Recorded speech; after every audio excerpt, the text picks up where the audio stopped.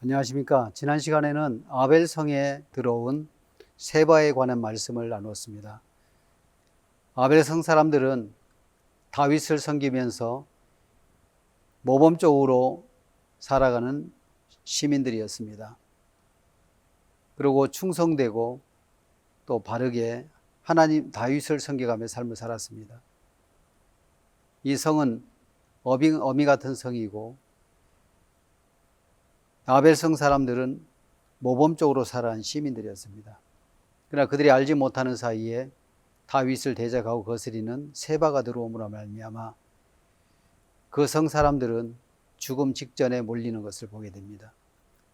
우리는 나름대로 착하고 선한 마음을 가지고 바르게 삶을 살며 또 착하게 그렇게 살려는 사람들인데, 사람들은 때로는 죄인이며 죄 때문에 지옥에 간다는 이야기를 들었을 때 그들은 내가 왜 지옥에 가 하고 그렇게 반문하는 사람도 있고 또 그것을 이해하지 못하는 사람들이 있습니다.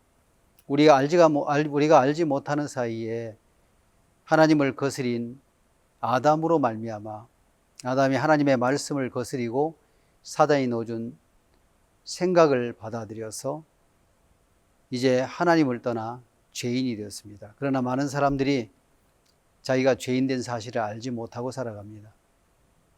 로마서 5장 12절에는 이러므로 한 사람으로 말미암아 죄가 세상에 들어오고 죄로 말미암아 사망이 왔나니 이와 같이 모든 사람이 죄를 지었으므로 사망이 모든 사람에게 이르렀느니라 라고 성경은 말씀하고 있습니다.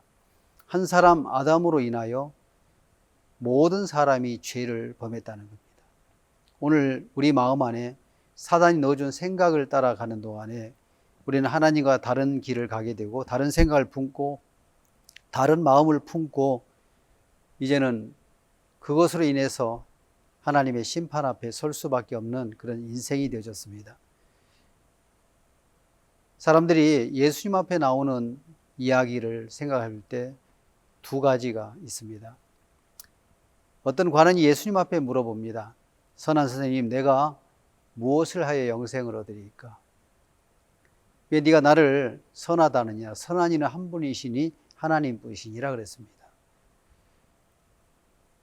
이 관원은 자신감이 있었습니다. 내가 무엇을 하여 영생을 얻으리까? 근데 예수님은 말씀하십니다. 네가 왜 나를 선하다느냐? 선한 이는 한 분이시니 하나님 분이다고 말씀하셨습니다. 이 관원은 영생을 얻기 위해서 예수님 앞에 나와서 물어보게 됩니다. 선한 선생님, 내가 무엇을 하여야 영생을 얻으리까? 이 사람은 자신감 속에 빠져 있는 모습을 우리가 성경을 통해서 발견합니다. 내가 무엇을 하여야 하는 마음과 사도행전 16장에 빌립보 감옥에 간수하는 다른 마음을 가지고 있습니다. 빌립보 감옥의 간수는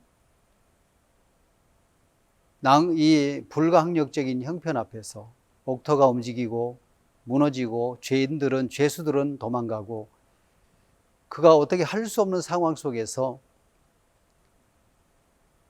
부복하여 묻게 됩니다. 선생들아, 내가 어떻게 하여 영생을 얻으리까? 이 어떻게 하면 되겠느냐 하는 얘기는 모르면서 하는 질문입니다. 내가 누구 집에 찾아가려면 어떻게 가야 되겠나? 이 어떻게는 모르기 때문에 물어보는 질문이고 내가 무엇을 하여야 하는 이야기는 자신감에 차 있는 마음입니다. 내가 어떻게 하여야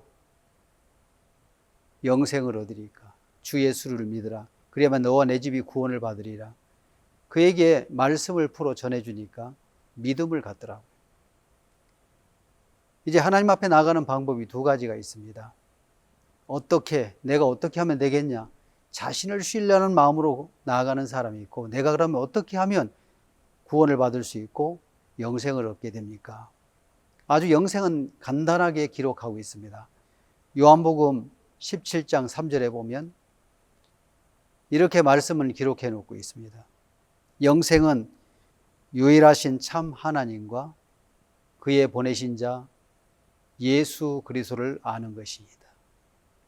영생은 유일하신 참 하나님과 하나님이 우리의 죄의 문제를 해결하기 위해서 인간으로 할 수 없기 때문에 그 아들 예수 그리스도를 보내주셨습니다. 영생은 유일하신 참 하나님과 그의 보내신 자 예수 그리스도를 아는 것입니다. 아는 것이니다라고 성경은 기록하고 있다는 겁니다. 오늘 우리가 무엇을 해서 영생을 얻는 것이 아니라 하나님이 예수님을 통해서 어떻게 죄를 사해 놓으셨는지를 발견하는 것이 바로 신앙이고 그것이 믿음이라는 것입니다. 여러분들은 한번 이걸 생각해 보았으면 좋겠습니다. 돼지를 사람처럼 살게 할 수는 없습니다. 돼지는 더러운 곳에서 한 돼지 막사에서 돼지 우리에서 거기서 먹고 자고 또 소변과 대변을 보고 거기 거실이 되고 식당이 되고 또 침실이 되고 화장실이 되고 그래서 질퍽하고 더러운 곳에 사는 것이 바로 돼지입니다. 이 돼지를 사람처럼 살게 할 수는 없습니다. 돼지야, 네가 사람처럼 살려면은 한국식으로 하면 어른을 보면 인사를 하고 밥상에서 어른이 수저를 들기 전에 먼저 들지 말고 밖에 나갔다 들어오면 손발을 씻고 등등 사람으로 살 수 있는 방법을 가르쳐 가지고 그를 사람처럼 살게 하려고 한다면 돼지는 절대 불가능합니다. 그렇게 하면 할수록 돼지는 고통스러움에 빠질 수밖에 없습니다. 돼지를 훈련시켜서 어떤 법을 주어가지고 그것을 다 지키면 사람이 될 수 있다고 이야기를 한다면 그것은 불가능한 것이고 돼지에게는 큰 고통이 따라오게 될 겁니다. 돼지를 사람처럼 살게 하는 방법을 가르쳐서 절대 사람으로 살 수가 없습니다. 근데 돼지를 사람처럼 살게 할 수가 있는 방법이 하나 있습니다. 할 수만 있다면 돼지의 마음을 뽑아내고 그곳에 사람의 마음을 집어넣을 수 있다면 몸은 돼지지만 사람처럼 말하고 행동하고 더러운 것을 구분하게 될 것입니다. 행위를 바꾸어서는 불가능하지만 마음을 바꾸어서는 가능한 것입니다.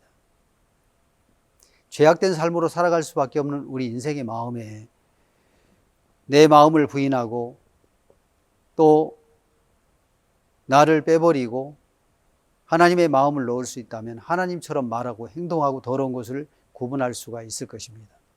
하나님의 마음이 들어오면 의롭다, 거룩하다, 온전하다고 말할 수 있는 반면에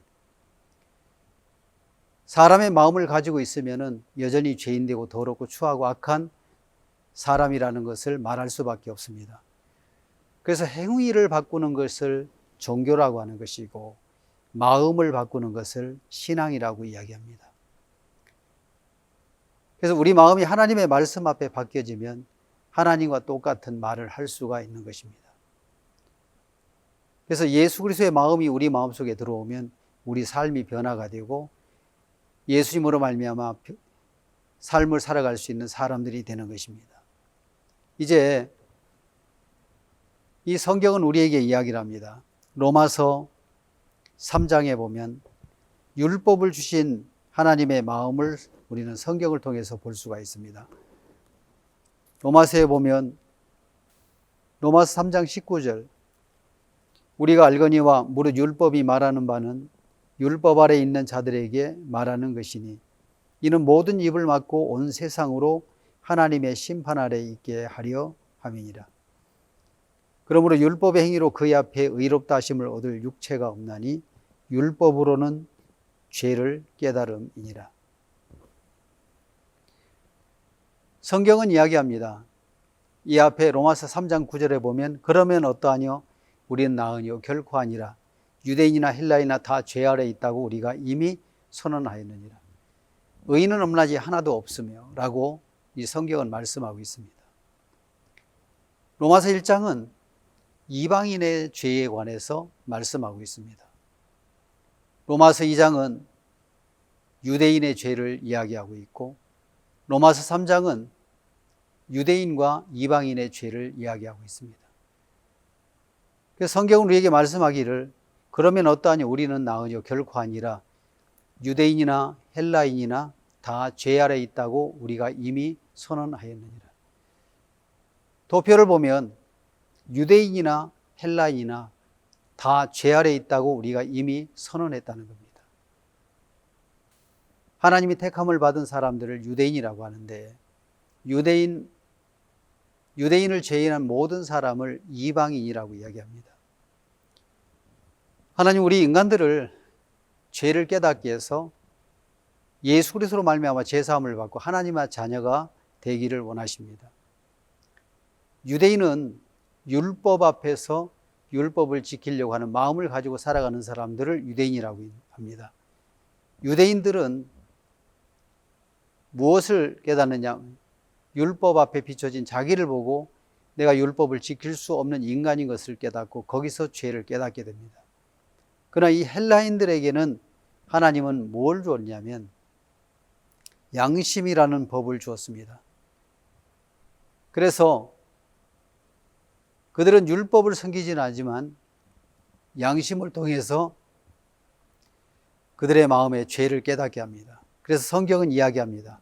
로마서 2장 14절에 보면 율법이 없는 이방인이 본성으로 율법의 일을 행할 때에는 이 사람은 율법이 없어도 자기가 자기에게 율법이 되나니 이런 사람은 그 양심이 증거가 되어 그 생각들이 서로 혹은 송사하며 또 혹은 변명하여 그 마음에 새긴 율법의 행위를 나타내느니라. 유대인들은 율법 앞에서 자기가 죄인인 것을 발견하고 이 헬라인 이방인들에게는 양심이라는 법이 있어서 자기가 죄인인 것을 깨닫게 되어집니다. 양심의 지배를 받게 되죠. 그래서 하나님은 율법 앞에서 자기를 비추어 보기를 원하는 겁니다. 사람들은 자기를 볼 수 없는데 자기를 정확하게 보려면 거울 앞에서 자기를 발견하는데 바로 율법은 우리 마음을 비춰보는 거울입니다. 식사를 하고 난 이후에 얼굴이나 입술 주변 아니면 이에 음식물이 끼어 있다면 그것은 자기가 자기를 볼 수가 없습니다.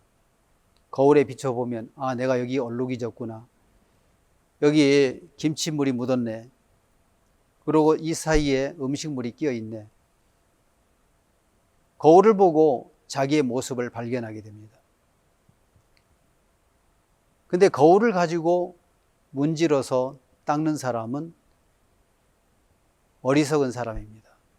거울이 하는 일은 자기의 모습을 비춰보는 데까지고 자기의 모습이 발견됐다면 그걸 가지고 물로 가서 씻어서 또 여러 가지 더러워진 부분들이 씻겨져야 되는 겁니다. 우리가 거울을 가지고 우리 얼굴이나 몸을 씻으려고 한다면, 문질러서 씻으려고 한다면 마치 율법으로 자기를 깨끗하게 해보려고 애를 쓰는 사람들과 똑같습니다.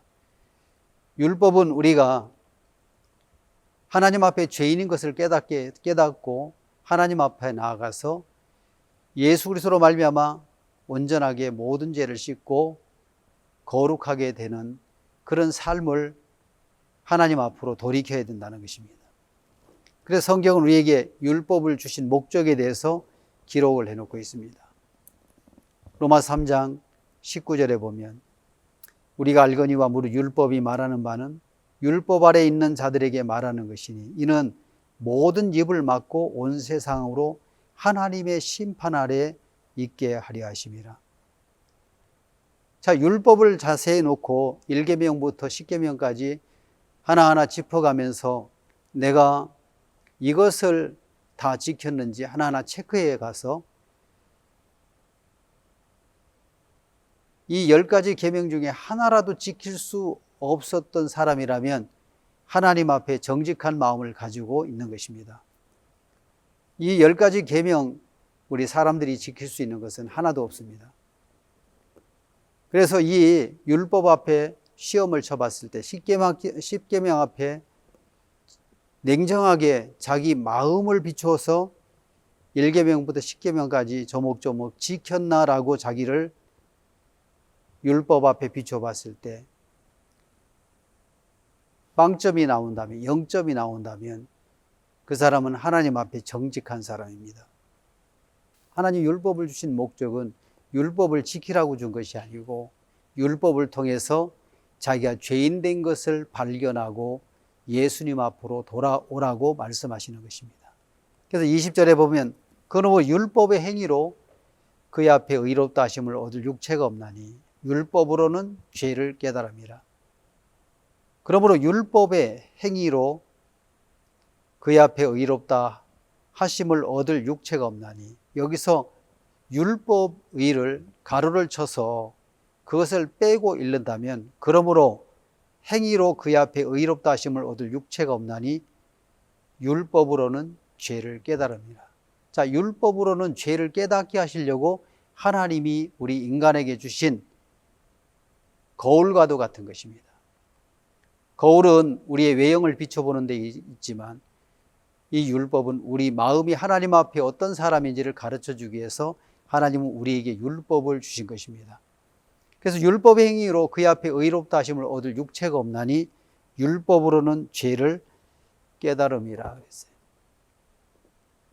우리가 한번 생각해 보겠습니다. 우리는 하나님을 어떻게 보고 있느냐면 이 어항 속에서 튕겨져 나온 고기라고 생각하면 됩니다. 어떤 사람의 집에 건조하기 때문에 가서 어항을 하나 사왔습니다. 그래서 물을 담아가지고 가구 위에든지 아니면 냉장고 위에든지 그때 빈 공간이 있어서 거기에 물을 담아서 올려놨습니다. 물만 담아서 올려놓으니까 외관상으로 별로 좋지 않아서 시장에 가서 형형색색 무엇을 사가지고 왔느냐면 금붕어를 사가지고 어항 안에 집어넣었습니다. 보기가 너무 좋고 살아있는 생명과 함께 같이 산다는 것이 살아있는 느낌이 들고 활기가 있어서 이제는 그 금붕어에 먹이도 주고 물도 갈아주고 그렇게 어항 냉장고 위에 올려놓은 미관상, 이 어항은 미관상으로도 좋고 또 우리에게 또 친근감도 준 겁니다. 그 집에. 어느 날 밖에 나갔다 들어오니까 이 어항에서 고기가 이렇게 뛰쳐져 나와서 이렇게 팔딱팔딱 뛰고 있는 거예요. 이 어항에서 떨어져 나온 고기는 스스로 높은 곳에 위치한 어항 안으로 들어갈 수가 없습니다. 고기에게 이야기합니다. 고기야, 어항 안으로 들어가. 그러면 살아. 말은 맞지만 고기는 스스로 어항 안으로 들어갈 수가 없는 겁니다. 힘을 내봐. 좀 더 열심으로 온 마음을 다해서 힘을 다해서 어항 안으로 들어가면 살아. 말은 맞지만 어항 안에서 튕겨져 나온 고기는 그 높은 위치에 있는 어항 안으로 들어갈 수가 없는 것입니다. 아무리 노력해도 높은 위치에 있는 이 어항 안으로 고기 스스로는 들어갈 수가 없는 것입니다. 주인이 이 어항 안에 튕겨져 나온 고기들을 아이고 불쌍한 것 하고 그것을 잡아서 어항 안으로 집어넣으면 살 수가 있는 것입니다.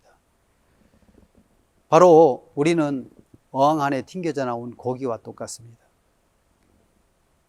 우리는 죄 아래 빠져서 우리 스스로 의에 이를 수 없는데 우리를 불쌍히 여기시는 예수님이 십자가의 죽으심으로 말미암아 우리 대신해서 십자가의 죽으심으로 말미암아 모든 죄를 사하신 것입니다. 이것이 바로 하나님의 은혜라는 것입니다. 주인이 이 어항에 튕겨져 나온 고기를 불쌍히 여겨서 물에 넣어주면 사는 것이고 그렇지 않으면 죽는 것입니다. 살고 죽는 것이 나에게 있는 것은 아닙니다. 의롭게 되는 것은 나로 되는 것이 아니라 예수님으로 말미암아 되어지는 것처럼 오늘 우리가 하나님 앞에 우리 자신을 정확하게 볼 수 있다면 믿음의 세계로 들어갈 수가 있는 것입니다. 우리는 세계의 허파라고 하는 그런 곳을 우리는 어디를 지정하고 있느냐 하면 아마존의 밀림은 세계인의 허파라고 이야기를 하더라고요. 그곳에서 무엇이 만들어지냐면 산소가 만들어집니다. 이 숲은 우리를 좋아하겠습니까? 싫어하겠습니까? 우리 인간들이 숲에 들어가면 환영을 하겠습니까? 아니면 숲은 거부를 하겠습니까? 다시 말하면 좋아하겠습니까? 싫어하겠습니까? 대부분 사람들은 자기를 보고 싫어할 거라고 생각하는데 숲은 우리 인간들이 들어오면 너무너무 좋아합니다. 그래서 바람이 불 때 잎사귀가 막 팔랑팔랑 거리는 것은 우리를 환영하는 그런 제스처와 같습니다.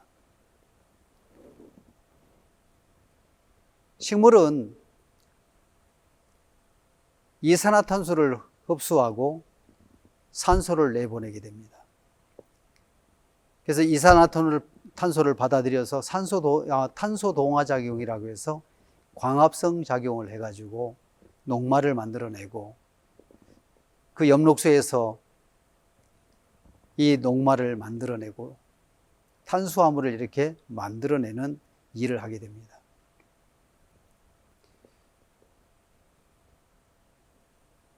그리고 사람들은 탄소 노화작용으로 인해서 식물에서 나온 산소를 흡수하고 이산화탄소를 주기 때문에 사람과 식물은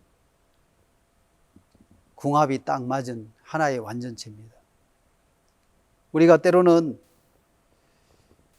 숲에 들어가면 평안해질 수 있었던 한 가지 이유는 이 숲은 상처난 나무들이 모여서 숲을 이루기 때문에 백향목처럼 쪽쪽 뻗은 그런 모습이 아니라 상처나고 또 부러지고 제대로 된 나무가 없이 자연적으로 형성이 되어 있기 때문에 사람들은 그곳에 가면 평안한 겁니다.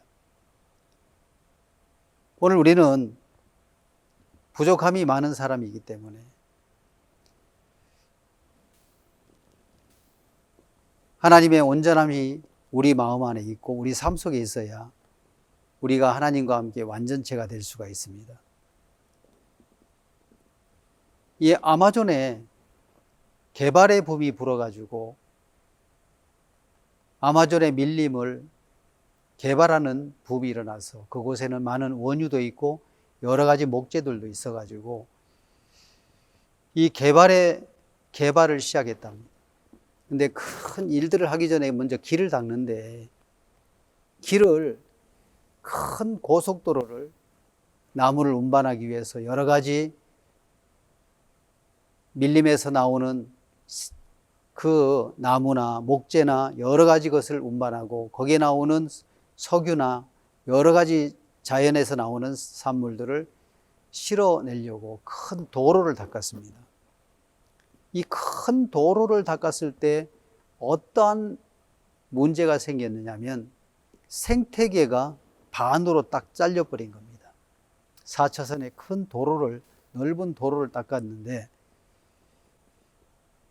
그렇기 때문에 그 도로를 건너 오려고 하는 차가 달리는 그곳에 여러 동물들이 지나가기에 많은 부자유스러운 마음이 있었고 거기에 치여 죽는 동물들이 많이 있었다는 겁니다. 근데 가장 큰 것은 한 동물의 개체가 점점 줄어드는 거예요. 어떤 일이 있었냐면 도로가 만들어지면서 개코 모양을 한 개코 원숭이가 있는데 도로가 놓아지면서 서식지와 먹이를 먹는 그 장소가 이렇게 나뉘어져 가지고 서식지에서 먹이가 있는 곳으로 넘어올 수가 없으니까 먹이를 충당하지 못하는 원숭이들이 한 마리 한 마리 개체수가 줄어들기를 시작했습니다. 이 사실을 한 생태계를 연구하는 학자들이 어떻게 하면 희귀종인 저 개코 원숭이를 살릴 수 있나 이런 의논을 하다가 그 학술 회의를 하다가 결정한 사항이 있습니다. 이것을 강제로 옮기면 좋겠다.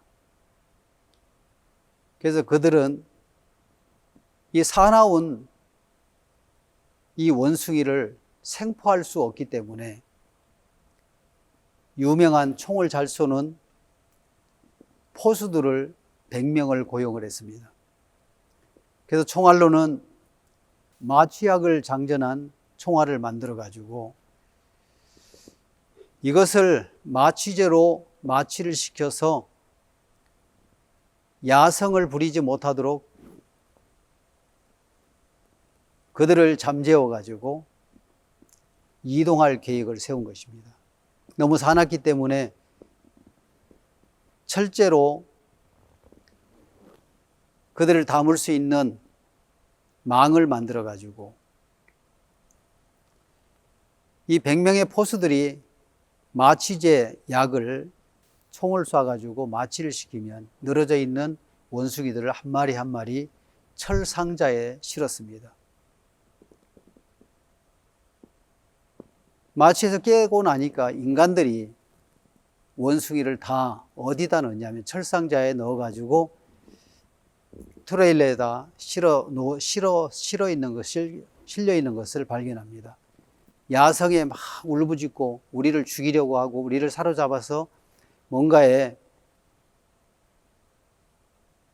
그들을 어떻게 하려는 그런 생각을 그들은 가지고 있었습니다.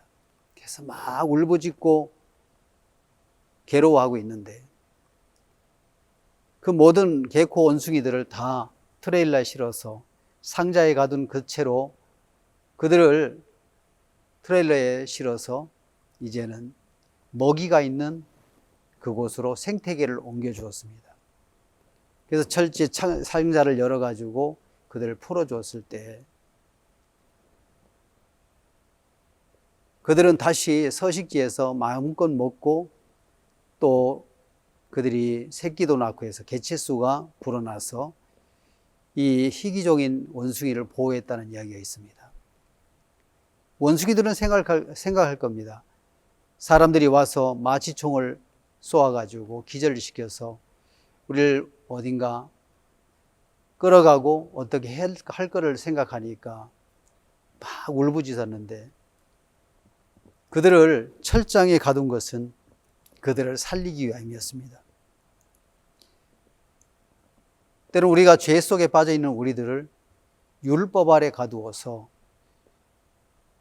우리가 죄로 인해서 죽어갈 수밖에 없는 죄의 삭슨 사망으로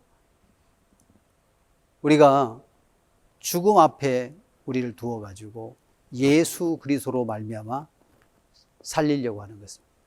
오늘 우리를 율법 아래 가둔 한 가지 이유가 있다면 율법 앞에 죄인으로 만들어서 우리를 예수 그리스도로 말미암아 의롭게 하기 위한 하나님의 계획입니다. 인간들이 희귀적인 개코 원숭이를 살리기 위해서 마치 종으로 철상자를 만들어서 기절시키고 난 이후에 철상자에 실어서 컨테이너에 실어서 그들을 서식지로 옮긴 것처럼 이 성경에서 하나님 우리에게 율법을 주신 이유는 우리를 율법 아래 가두신 것은 우리를 예수 그리스도로 말미암아 살게 하려는 하나님의 계획입니다. 그래서 오늘 우리의 삶이 철저하게 갇히면 예수 그리스도로 살 수가 있는 것입니다. 우리가 무능함에 갇히고 부족함에 갇히고 연약함에 갇히고 죄에 갇히고 율법에 갇히는 것은 예수 그리스도로 살게 하려는 하나님의 마음인 것입니다. 그래서 갈라디아 3장 21절 22절에 보면 이렇게 기록을 해놓고 있습니다. 갈라디아서 3장 21절 21절 그러면 율법이 하나님의 약속을 거스리느냐? 결코 그럴 수 없느니라. 만일 능히 살게 하는 율법을 주셨다면 의가 반드시 율법으로 말미암았으리라. 능히 살게 하는 율법을 주셨다면 의가 반드시 율법을 지키는 데서 나와야 되는데 22절 그러나 성경이 모든 것을 죄 아래 가두었으니 성경은 율법은 모든 것을 죄 아래 가둔 것입니다. 왜 가두었느냐면 개코 원숭이를 마취제를 투여해 가지고 그들을 철상자에 가둔 것은 그들을 살리기 위한 목적인 것처럼 우리를 하나님은 율법 아래 가두신 것은 예수 그리스도로 말미암아 22절 그러나 성경이 모든 것을 죄 아래 가두었으니 이는 예수 그리스도를 믿음으로 말미암는 약속을 믿는 자들에게 주려 하심이라 그랬습니다. 오늘 우리를 율법 아래 죄 아래 가두신 이유가 있습니다. 그것은 예수 그리스도로 말미암아 살게 하려는 하나님의 계획인 것입니다. 우리는 성경을 통해서 하나님이 어떤 결정을 하셨는지를 이 성경에서 볼 수 있는 대목이 있습니다. 노아의 홍수 이후에 하나님의 약속을 믿고 방주 안으로 들어간 노아의 8 식구와 그 노아에게 이끌린 짐승들은 방주 안에서 생명을 얻었습니다. 홍수가 끝나고 난 이후에 노아의 가족들은 구원받은 그 감사함으로 하나님께 뭐를 드냐면 제사를 드리게 됩니다. 하나님은 그 제사를 받으시고 그 마음에 결정을 하시는데 창세기 8장에는 이런 결정을 하시는 것을 볼 수가 있습니다. 창세기 8장 20절에 보면 노아가 여호와를 위하여 단을 쌓고 모든 정결한 짐승 중에서와 모든 정결한 새 중에서 취하여 번제로 단에 드렸더니 여호와께서 그 향기를 흠량하시고 그 중심에 이르시되 내가 다시는 사람으로 인하여 땅을 저주하지 아니하리니 이는 사람의 마음에 계획하는 바가 어려서부터 악함이라 내가 전에 행한 것 같이 모든 생명을 멸하지 아니하리니. 하나님께서 노아가 하나님 앞에 감사의 제사를 드리는 그 제물을 흠양하시고 그 마음 중심에 이르시되 그랬어요. 하나님은 중심에 결정을 내렸습니다. 어떤 결정을 했냐면 내가 다시는 사람으로 인하여 땅을 저주하지 아니하리니. 하나님은 결정을 하셨습니다. 내가 다시는 사람으로 인하여 땅을 저주하지 않겠다. 이 이야기는 사람의 행위를 보고 인간을 축복하지도 않겠다는 것입니다. 이것이 바로 하나님의 결정입니다. 하나님은 노아의 가족들이 생명을 구원받은 것이니 하나님 앞에 제사를 드리게 됩니다. 번제를 드리게 되는데 하나님은 이 노아의 식구들이 하나님 앞에 드리는 번제를 흠양하시고 그 중심에 결정을 하십니다. 내가 다시는 사람으로 인하여 땅을 저주하지 아니하리니. 이것이 하나님의 결정입니다. 내가 사람의 행위를 보고 인간을 저주하지 않겠다. 이야기는 축복하지도 않겠다는 겁니다. 저주와 축복을 사람에게 두지 않겠다는 겁니다. 이는 사람의 마음에 계획하는 바가 항상 악하다 그랬습니다. 이는 사람의 마음에 계획하는 바가 어려서부터 악함이라 내가 전에 행한 것 같이 사람의 같이 모든 생물을 멸하지 아니하리니. 성경에 보면 여자를 보고 음욕을 품는 자마다 눈을 뽑는다고 하셨는데 만약에 사람들이 여자를 보고 저 여자 예쁘다, 저 여자하고 잠을 자고 싶다, 또 사귀어보고 싶다 이런 마음을 품고 눈을 뽑아버리면 세상 사람들은 아무도 눈을 제대로 가지고 있는 사람이 없을 것입니다. 남자를 보고 음욕을 품는 자마다 다 눈을 뽑는다고 한다면 여자분들 중에도 눈을 가지고 있는 사람이 거의 없을 것입니다. 거짓말하면 혀를 잘라버린다면 지금 설교하고 있는 내 혀도 없을 것이고 혀가 없는 사람이 있어서 언어 소통이 다 되지 않을 거라고 생각이 됩니다. 그러면 하나님이 주신 율법대로 우리가 범할 때마다 우리의 육체를 하나하나 잘라낸다면 손이 없는 사람도 많을 것이고 발도 없는 사람이 많을 것이고 혀 없는 사람은 대부분일 것이고 눈은 가지고 있는 사람은 한 사람도 없을 것이라고 생각이 되십니다. 하나님은 결정하셨습니다. 이제는 사람으로는 하지 않겠다. 사람에게는 사람으로 인해서 축복하지도 않고 사람으로 인하여 저주하지 않겠다. 이는 사람의 행위를 보고 복을 주려고 하면 복을 받을 수 있는 사람이 하나도 없고 하나님이 인간의 행위를 보고 저주하려면 다 저주투성이기 때문에 하나님은 당신이 먼저 마음을 바꾸셨습니다. 그래서 창세기 22장에 보면 18절에 이렇게 기록되어 있는데 창세기 22장 18절에 또 내 씨로 말미암아, 여기서 내는 아브라함입니다. 또 내 씨로 말미암아 천하 만민이 복을 얻으리니 이는 내가 나의 말을 준행하였음이나 하셨다 하니라. 내 씨로 말미암아 천하 만민이 복을 얻으리니, 천하 만민이 복을 얻을 수 있는 조건은 아브라함에게 약속을 하셨습니다. 내 씨로 말미암아 천하 만민이 복을 얻으리니. 마태복음 1장에는 아브라함과 다윗의 자손 예수 그리스도의 세계라. 자, 아브라함의 씨로 말미암아 천하 만민이 복을 받겠다고 하나님 말씀하셨습니다. 바로 아브라함과 다윗 자손 예수 그리스도로 말미암아, 다시 말하면 예수님으로 말미암아 천하 만민이 복을 받을 수 있게 하시겠다고 하나님은 선언을 하신 것입니다. 그래서 하나님은 마음에 결정을 하셨습니다. 내가 다시는 사람으로 인하여 땅을 저주하지 않겠다. 이는 다시 말해서 사람으로 인하여 땅을 축복하지도 않겠다.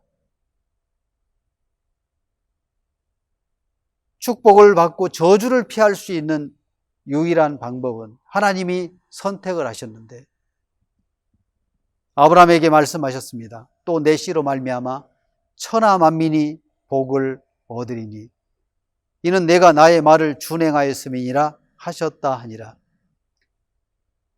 하나님은 결정을 하셨습니다. 사람으로 하지 않고 예수로 하겠다. 그래서 예수 그리스도를 받아들인 사람이 복을 받게 되는 겁니다. 이것이 바로 하나님의 결정이고 하나님이 원하시는 마음이라는 것입니다. 오늘 우리 삶 속에서 하나님을 받아들일 때 우리는 하나님으로 말미암는 복을 받을 수가 있는 것입니다. 그래서 오늘 우리 마음이 하나님에게로 돌아가야 되는 겁니다. 우리는 선이 없는 사람입니다. 왜 네가 나를 선하다 하느냐? 선한 이는 한 분이시니 하나님이시라고 말씀하셨습니다. 하나님은 선입니다. 선하신 하나님과 내가 하나가 될 때 나의 삶에 선이 있는 것입니다. 하나님의 간섭과 하나님의 인도를 받을 때. 그래서 우리 신앙의 변화는 우리 마음이 하나님이 기뻐하시는 것을 마음으로 같이 기뻐하고 하나님이 싫어하는 것을 마음으로 같이 싫어할 때 우리 삶 속에 변화가 일어나게 됩니다. 이쪽 내 손이 자석이라 한다면, 마그네틱이라고 한다면 이 한쪽 손은 쇳덩어리입니다. 이렇게 하나가 되면 여기도 자성이 생기게 되는데 떨어지게 된다면 쇳덩어리에 불과한 것입니다. 그래서 하나님과 함께 할 때 우리는 선한 삶을 살 수 있고 하나님과 떨어질 때 우리의 삶은 죄가 들어오게 되고 악한 생각을 따라가고 또 죄악된 삶을 살게 되는 것입니다. 그래서 하나님에게서 떠나가는 것이 바로 죄입니다. 오늘 우리는 내 판단을 믿고 삶을 살아가는데 이제 하나님과 같아질 때 하나님의 마음이 우리 속에 흘러갈 때 우리의 삶의 변화가 일어나게 되는 것입니다. 그러면 선은 무엇이냐면 하나님과 함께하는 것이 선입니다. 우리 인간의 마음이 하나님에게서 멀어지면은 악한 사람이 되는 것입니다. 내가 하나님과 멀어질 때 악한 사람이 되고 내 생각을 따라가는 사람이 되어집니다. 근데 사람들은 악한 나를 어떻게 바꾸어 보려고 하느냐 하면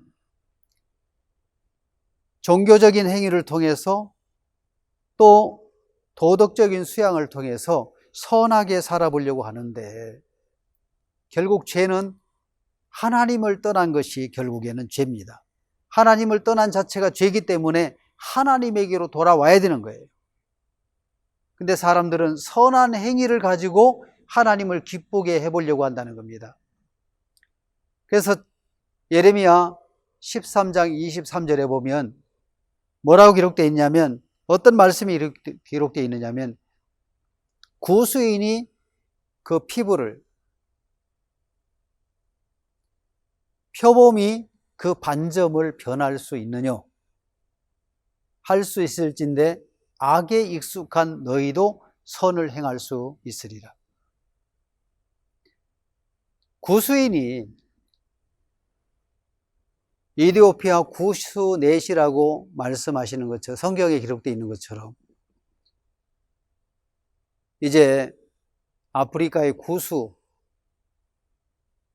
흑인들은 날 때부터 피부가 검게 태어납니다.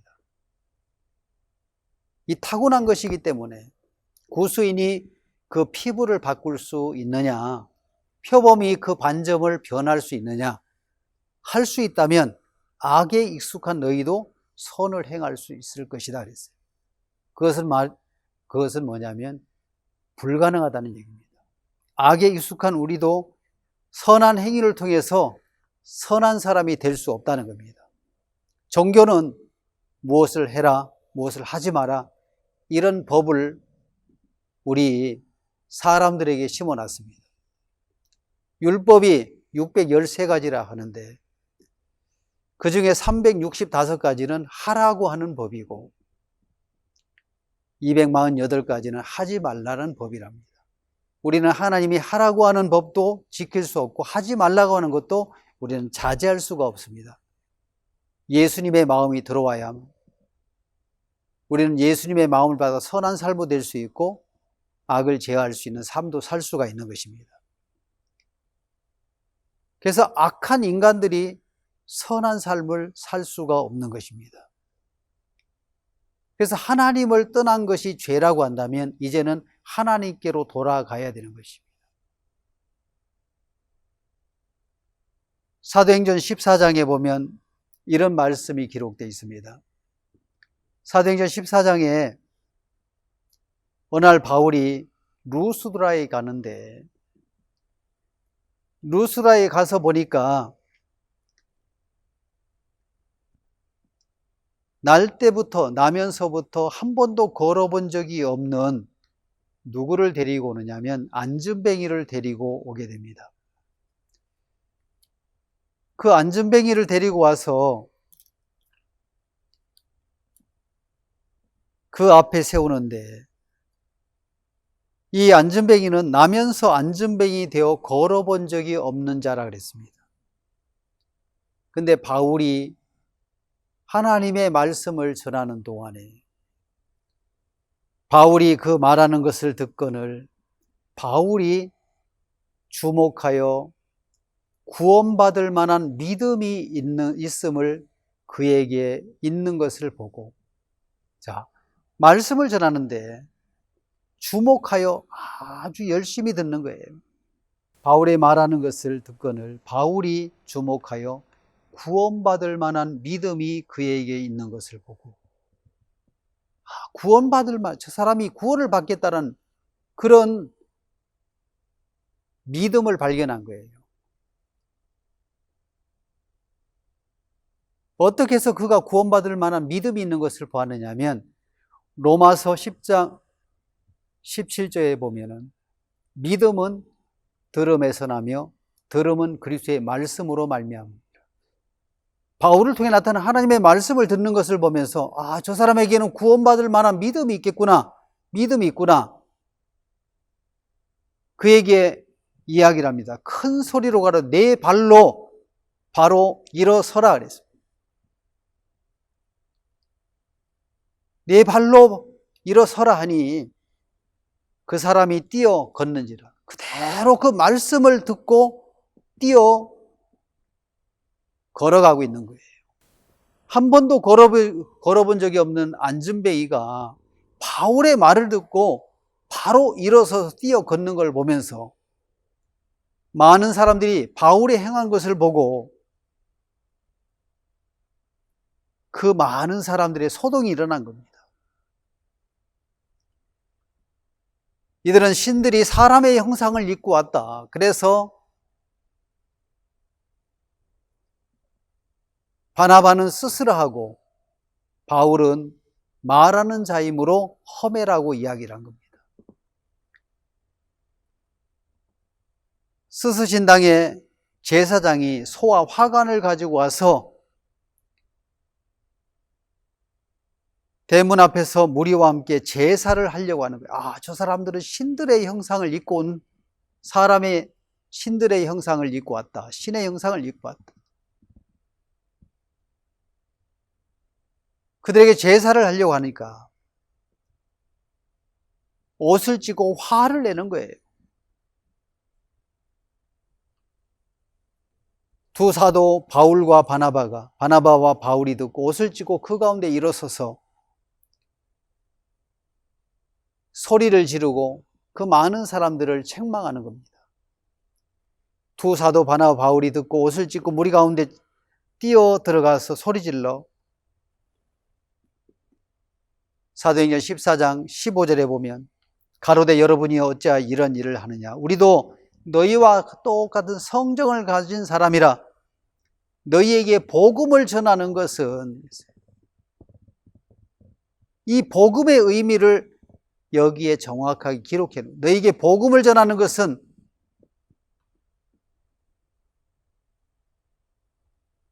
헛된 일을 버리고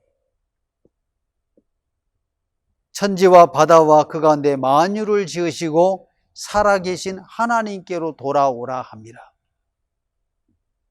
자, 이 헛된 일을 버리고 인간이 무엇을 했다는 사람을 세우는 그 일을 자기를 신뢰하는 마음을 버리고 이 헛된 일을 버리고 천지와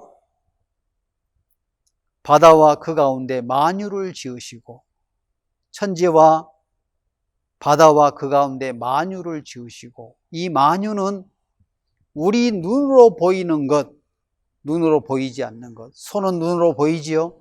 바이러스는 보이지 않습니다. 보이는 세계와 보이지 않는 모든 세계를 창조하신 하나님께로 돌아오라 그랬어요. 바로 이것이 진정한 회개인 것입니다. 하나님을 떠난 것이 죄이며 하나님 앞으로 돌아오는 것이 의라는 것입니다. 우리의 생각을 따라 살아가는 삶이 죄라고 한다면 하나님의 말씀을 우리 마음에 세우는 것이 바로 신앙입니다. 그 진리에 섰다는 것은 변치 않는 하나님의 말씀 앞에 마음이 세워졌다는 것을 말하는 겁니다. 성경은 우리에게 말씀하고 있습니다. 요한복음 17장 17절에 보면 우리를 진리로 거룩하게 하옵소서 아버지의 말씀은 진리니이다. 오늘 우리 마음에 사단에게 속아서 하나님의 말씀을 버리고 사단의 생각으로 첫 번째 회개를 했습니다. 이제 우리는 두 번째 회개, 생각을 버리고 하나님의 말씀 앞으로 돌아가는 것입니다. 천지와 바다와 만유를 지으시고 살아계신 하나님께로 돌아오라 함이라. 그래서 우리는 회개를 해야 됩니다. 지은 죄를 용서를 구하는 그것이 회개가 아니고, 첫 번째 회개는 아담이 회개를 했습니다. 하나님의 말씀을 버리고 사단이 주신 생각을 받아들였습니다. 이것으로 인해서 생각 속에 이끌림을 받는 삶을 살았습니다. 이제 생각을 버리고 천지와 바다와 만유를 지으시고 살아계신 하나님께로 돌아오라는 것입니다. 오늘 우리가 하나님과 하나의 마음이 되고 하나가 연결이 된다면 우리 삶을 하나님은 복되게 하시고 선한 길로 인도하실 줄을 믿는 것입니다. 그래서 우리는 하나님께로 돌아가야 되는 겁니다. 하나님께로 돌아가는 것은 하나님의 말씀이 무엇라고 해놨는지를 정확하게 발견하고 받아들이는 것입니다.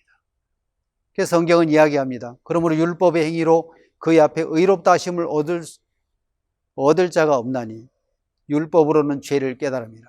이제는 율법에 하나님의 한 의가 나타났으니 율법과 선자들에게 증거를 받은 것이라.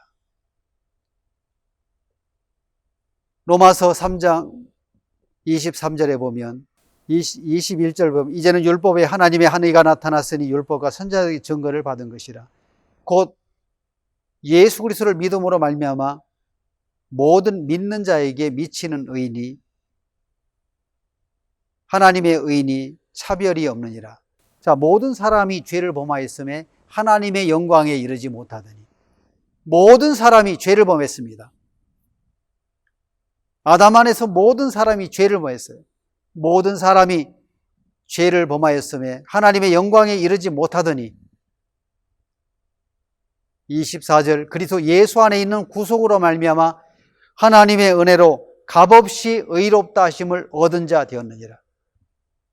하나님의 말씀은 아담 안에서 모든 사람이 죄를 범했다고 이야기합니다. 그것으로 인하여 하나님의 영광에 이르지 못하게 되었다.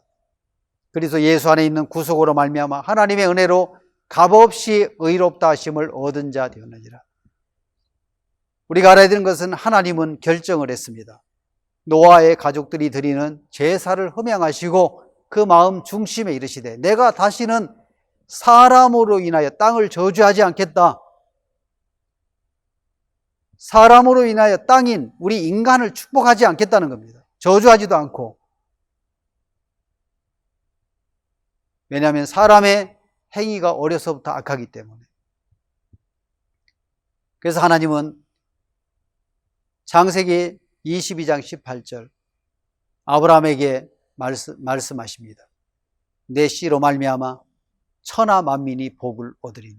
천하에 있는 모든 사람들이 구원받을 수 있는 유일한 길은 아브라함의 씨 예수 그리스도로 말미암아 천하 만민이 복을 얻을 수 있게 하겠다고 하나님은 결정하셨습니다.